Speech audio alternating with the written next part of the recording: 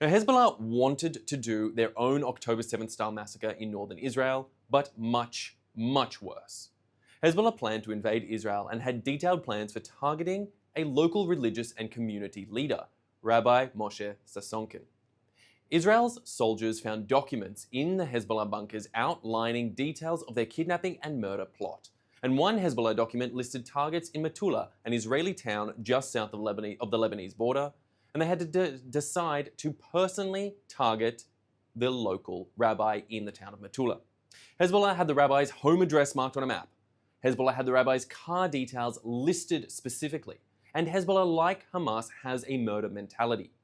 Hezbollah, like Hamas, was ready to kill everyone across the border in Israel and specifically to target a rabbinical leader, with these key details proving that was their long-term plan.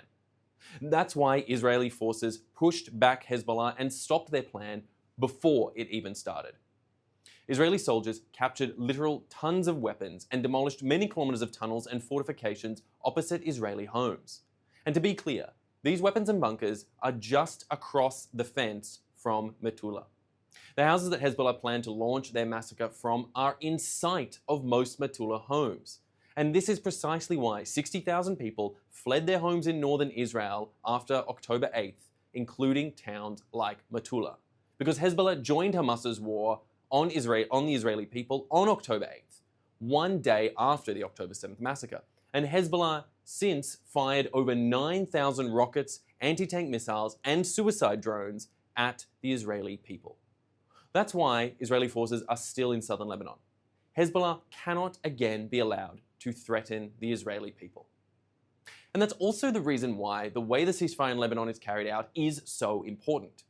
The US envoy is happy that Israel is withdrawing from Lebanon, but Israeli commanders keep saying they cannot leave Lebanon yet.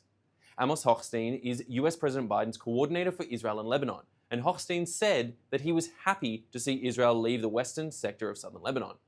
Now, Israel agreed to leave southern Lebanon by January 27th, but only on the condition that the Lebanese army take Israeli positions, and it doesn't let Hezbollah take those positions back.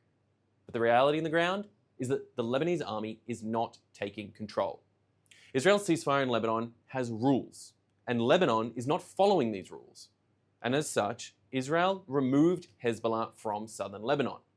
Israel began withdrawing from southern Lebanon, but as long as the Lebanese army doesn't take Israel's place, Israel will not be able to leave for threat of Hezbollah. Hezbollah, by the way, which has already violated the ceasefire over 120 times. And in that same period since the ceasefire began, Israel has eliminated 40 Hezbollah terrorists that are threatening Israel, some of which were also caught near the Israeli border. Hezbollah keeps smuggling weapons in, including from Syria, and the Israeli people cannot return home unless the Hezbollah threat is totally removed. Israel simply cannot return to October 8th, 2023, when Hezbollah joined the Hamas war. Israel needs peace, not simply a piece of paper. All right, let's take some questions from our audience watching live on social media. Our first question comes in from YouTube. Israel released footage of a Hamas terrorist caught in Gaza's Kamal Adwan hospital. He was on staff and said that Hamas and Islamic Jihad used the hospital because it is a safe haven for them and because the military cannot directly target it. How can Israel better highlight the challenge of fighting against that kind of enemy? Well, isn't this example perfectly indicative of the Hamas strategy to hide in and amongst civilian infrastructure, to hide amongst the infrastructure and the civilians that they claim to be defending and protecting, hiding in hospitals, wearing stethoscopes and thinking that means they are immune from all the crimes that they have committed, the murders they have committed, and the more murders that they would like to commit. Israel's goal in this is one, to ensure that the world truly understands what's going on. That the miscommunication and misinformation that suggests that Israel is simply targeting civilians in a hospital is frankly not true, and that they are targeting Hamas terrorists who hide among hospitals as a form of defense and a means of escaping justice. This is a message that we all must convey time and again and get these messages out. And I plead with you, the audience here today, to ensure that these messages are spread far and wide, to make sure it is understood that Israel is not targeting the civilians of Gaza, that Israel is targeting Hamas, who choose to hide behind their own civilians, their own children, their own infants, and use those people as human shields to serve their own interests. Our next question comes in from Anna Sue. If Hezbollah keeps violating the ceasefire, then why does Israel continue to abide by it? And what is the Lebanese army going to do about it?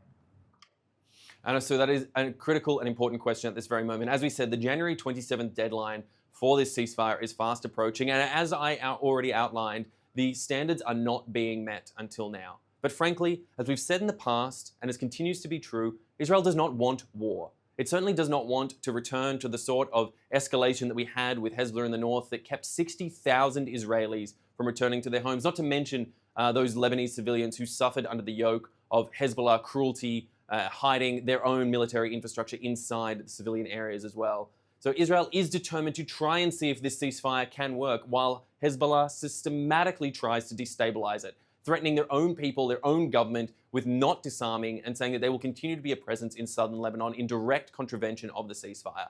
We call upon all nations of the world, call upon the UN, UNIFIL, who are supposed to be fulfilling responsibilities there in that region, and of course the Lebanese army to take back control, and the Lebanese people to take back control from Hezbollah and ensure that we can have peace, stability, and security in this region. Our next question comes in from YouTube. Are there any influential groups in Lebanon which have sided or would side with Israel? For example, what about the Christians who worry about Islamists?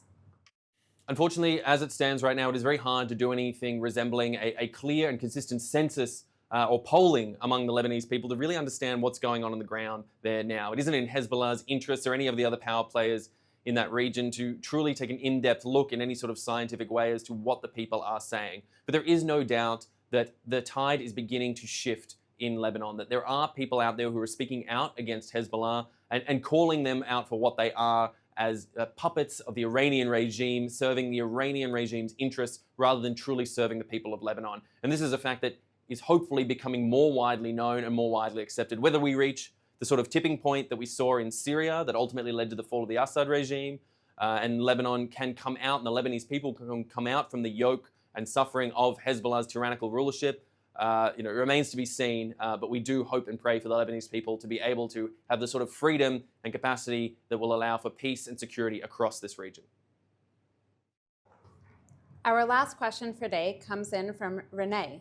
How do you have peace with all the neighbors who don't want peace and they just want to take over Israel's land? Renee, this is the critical question of the Middle East and of Israel since its founding back in 1948, and frankly even before that period. Israel has sought peace, and through diplomacy, through military tactics, through clever strategy, and through finding partners for peace, Israel has managed to do so with many nations in and around this region. As we saw, the Abraham Accords were a prime example of one such opportunity. Israel obviously in the past made peace with Israel, with Jordan. Now there is conversation with the caretaker government that exists, the al-Julani government that currently exists in Syria, whether there's a possibility of some sort of normalization of ties there. Who knows what the future holds, and we can be optimistic. But ultimately, piece by piece, brick by brick, Israel is trying to find a sense of stability and normalcy and acceptance in this region that has, for so many decades, fundamentally rejected it. But we'll have to wait and see whether the future will be bright, dark, or whatnot. I mean, people had so much hope, but obviously we saw on October 7th, 2023, that hope can be dashed so rapidly by cruel and heinous actors in this region who are determined to destabilize. But we do have a hope and optimistic view as we kick off 2025 and already in its first week and well underway. We do hope that there may be change for peace in the future. All right, that is all we have time for today. I want to thank you so much for tuning in, and we'll be back tomorrow at 3 p.m. Israel time, 8 a.m. on the East Coast. I'm Asher Westropp-Evans. Thanks for watching.